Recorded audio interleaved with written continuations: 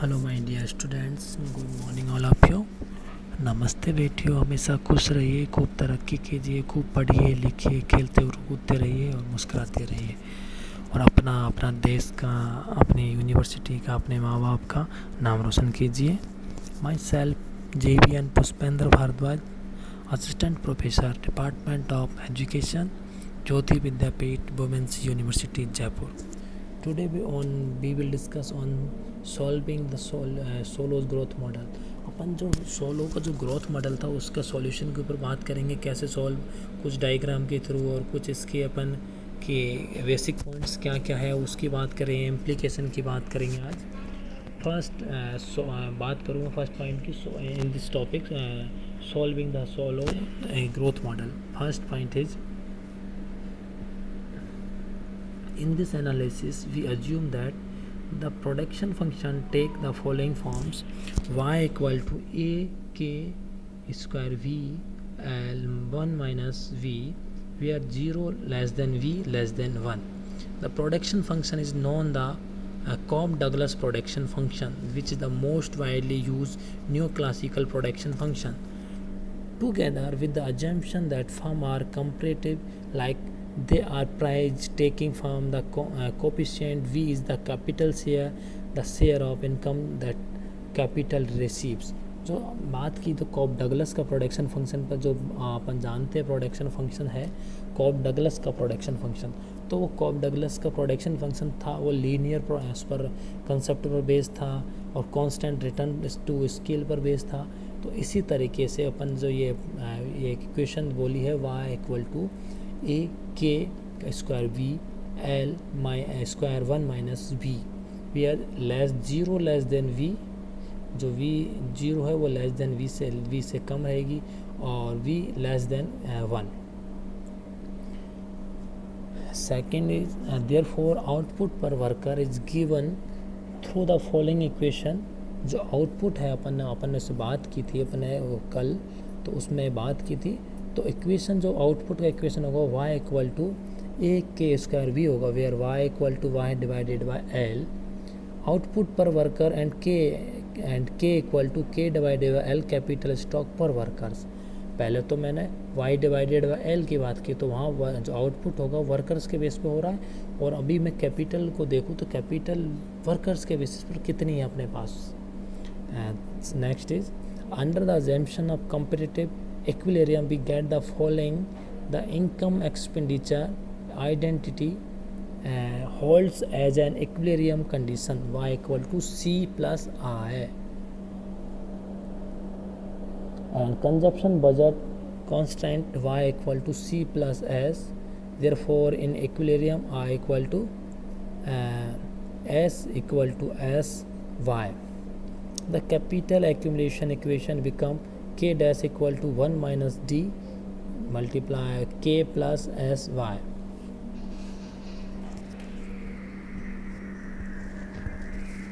And the capital accumulation equation in per worker,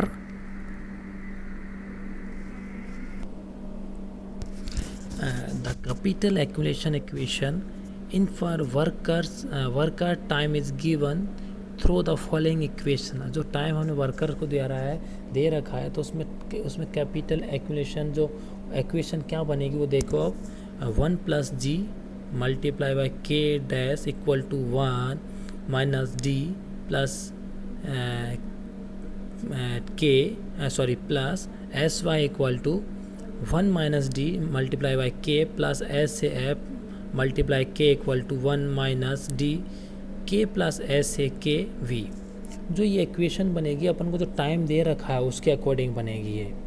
and the solution concept use is that of a steady state. The steady state is a state where the level of capital per worker does not change. Consider the graph below. इस graph के according देखिए कि जो workers अपने change नहीं होंगे, पर worker जो चेंज होंगे वो नहीं होंगे अपन, और पॉपुलेशन ग्रोथ अपने वो मानेंगे, स्थिर मानेंगे। तो देखो 45-45 डिग्री पे तो डिग्री लाइन हो गई है अपनी, तो के स्टार हो गया, के डैश वहाँ है और के यहाँ है। The steady state is found by solving the following equation: k dash equal to k equal to greater than 1 plus g, k equal to 1 minus d multiply k plus s a k v। जो following equation पाई गई है अपन सबको, जब equation वो पूरी equation एक की गई थी, जितनी भी इक्वेशन थी सबको, तो ये इक्वेशन निकल के आती। तो मैं 5th नंबर पॉइंट की ग्राफ की बात कर रहा था। तो ग्राफ जैसे ये, तो ये इक्वेशन के अकॉर्डिंग अपने जो टाइम दे रखा है, वो टाइम जो वर्कर्स को टाइम दिया रखा है, वो टाइम बाद में स्थिर हो रहा है, नोट चेंज, कोई चेंज नहीं हो रहा। Capital per worker does not change. तो देखो ये बिल्कुल जीरो चेंज, पहले इंक्रीज होता जा रहा है, इंक्रीज होता जा रहा है, फिर एकदम स्थिर हो गया, कांस्टेंट हो गए, बिल्कुल सीधा हो गया है, हॉरिजेंटल हो गया है।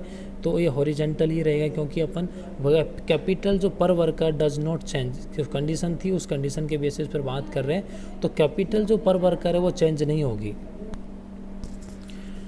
ये बात की हमने कि जो कैपिटल पर workers does not change, capital बिल्कुल चेंज नहीं हो, कैपिटल जो वर्कर्स है capital per worker does not change, जो कैपिटल बिल्कुल चेंज नहीं हो। देखो कैपिटल पहले बढ़ती जा रही है।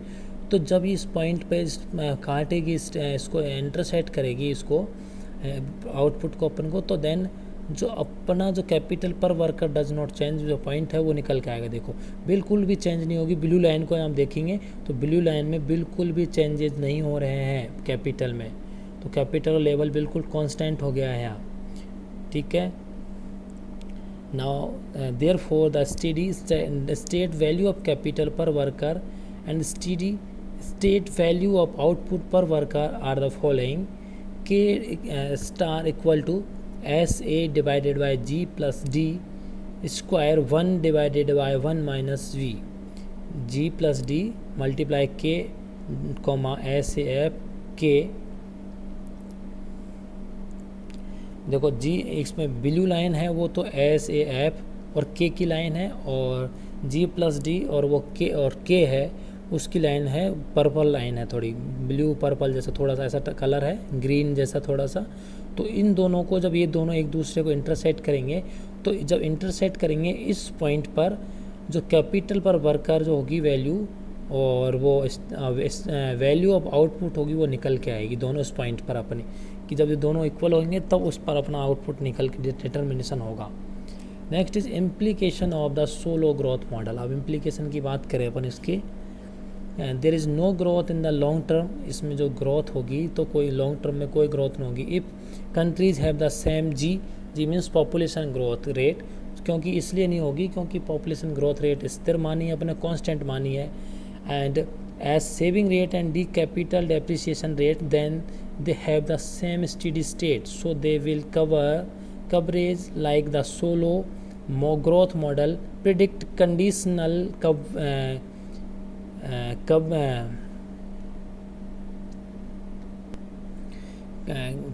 model predict conditional convergence along this convergence path and poorer country grows faster। जो पुअर कंट्रीज होंगी वो फास्ट ग्रोथ करेंगे इस वजह से, क्योंकि ग्रोथ मॉडल जो सोलो ग्रोथ मॉडल जो कंडीशनल कन्वर्जेंस है उसकी वजह से पुअर कंट्री होंगी वो ग्रोथ जल्द तेजी से करेंगे। Countries with different saving rates have different steady state and they will not coverage. The solo growth model does not predict absolute coverage. When saving rates are different, growth is not always higher in a country with lower initial capital stock। ये implication की बात की कैसे किस देश में किस बात पे होगी, तो अगर वहाँ पर सोलो ग्रोथ मॉडल का कवरेंस हो रहा है मीन्स जो पुअर कंट्री है वो ग्रोथ तेज़ी से करेंगे, और जब इसका कवरेंस नहीं होगा will not coverage, it's means जो सोलो जो होगी वो लोअर इनिशियल कैपिटल रेट होगी हायर। कोई भी कंपनी जो भी है कंट्री है उसकी जो ग्रोथ रेट होगी वो लोअर रहेगी। अगर कवरेंस है तो हायर ग्रोथ होगी पुअर कंट्रीज़ की, और नहीं है तो लोअर ग्रोथ रेट होगी। बेसिक पॉइंट्स की बात करूँ मैं इनकी, अगर सोलो इकोनॉमिक ग्रोथ मॉडल की, the Solow model believes that is sustained rise in capital investment increase the growth rate only temporarily because the ratio of capital और labour goes up. तो sustainable rise होगा अगर मैं capital investment increase होगा तो growth rate temporarily होगी. And next point is, however, the marginal product of additional units of capital may decline. There are diminishing return, and thus an economy moves back to long-term growth path with real GDP growing at the same rate as the growth of workforce plus a factor to reflect improving productivity. And a steady state growth path is reached when output, capital and labor are all growing at the same rate. अब दोनों जब एक साथ दोनों same rate से increase होंगे तो ही जाके हमें स्टेडी स्टेट ग्रोथ रेट अपने रिसीव होगा. And so output per worker and capital पर वर्कर्स आर कांस्टेंट. ठीक है. Now new classical economics believe that the trend rate of growth requires an increase in the labor supply plus a higher level of productivity of labor and capital. Next point is, differences in pace of technological change between countries are said to be explained much of the variation in growth rate that we see. जो Solow model था, इसका जो model का मानना था, Solow model के according जो अपन का कैपिटल इन्वेस्टमेंट होता है वो एक कंटिन्यू रूप से जो अपनी वृद्धि होती है केवल अस्थायी रूप से जो ग्रोथ रेट को इंक्रीज करती है, क्योंकि पूंजी का अनुपात श्रम तक जाता है. क्योंकि जो पूंजी है अपनी वो तो जो रेशियो है कैपिटल का वो लेबर तक जाता है. दोनों कैपिटल लेबर दोनों एक साथ साथ चलते हैं इस वजह से.